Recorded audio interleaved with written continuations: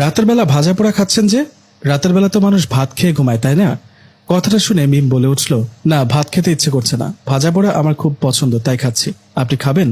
না, আমি রক্ত খাবো, রক্ত খেতে ইচ্ছে করছে।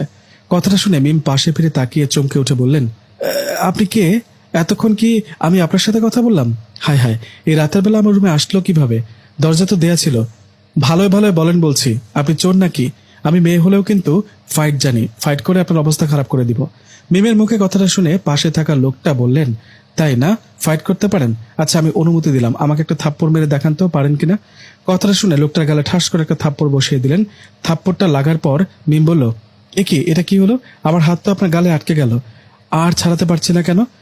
আমার হাত আপনার গালে আটকে গেল কি করে? কে আপনি? তখন বাসা থাকা লোকটা বলে উঠল, আমি ভূত, মানুষ না। কি? ভূত? ওমা, কে কোথায় আছো? কেউ বাঁচাও আমাকে, ভূতে ধরেছে আমাকে। এ আরে, আমার গলা দিয়ে চিৎকার বেরোচ্ছে না কেন? মিমের এরকম অবস্থা দেখে ভূতটা হাসতে হাসতে বলল, চিৎকার দিয়ে লাভ নেই, কেউ শুনতে পাবে না।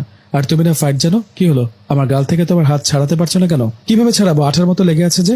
ভূত ভাই, প্লিজ আমাকে কিছু করবেন না। আসলে আমি তো জানতাম না যে আপনি ভূত, তাই না? আমাকে ছেড়ে দিন। মিমের কথার জবাবে ভূত বলল, আচ্ছা ছেড়ে দিই, কিন্তু চিৎকার দেওয়া যাবে না। চিৎকার দিলে কিন্তু আবার ধরবো। ওকে ওকে, চিৎকার দিব না।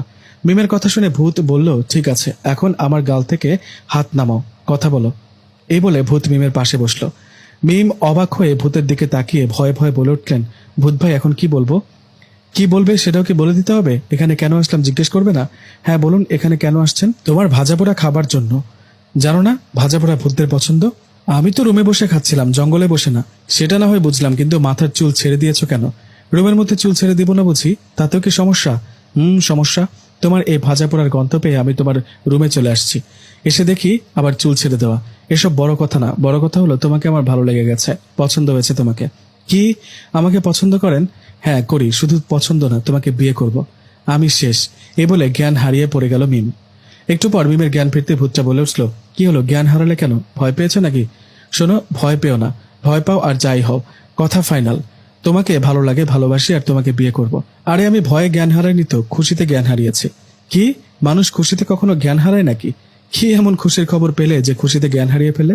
আপনি জানেন না, আমার কতদিনের স্বপ্ন ছিল একটা ভূতের সাথে প্রেম করব, ভূতের গার্লফ্রেন্ড হব। ঢিঙ্কা চিকা, আহ, আমার এই স্বপ্ন বুঝি পূরণ হতে চলেছে।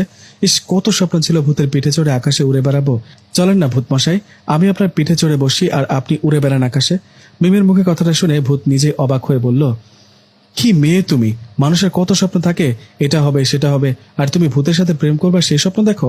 আরে হ্যাঁ, ভূতকে খুব ভালো লাগে, চলো না একটু আকাশে উড়ি। হ্যাঁ হ্যাঁ।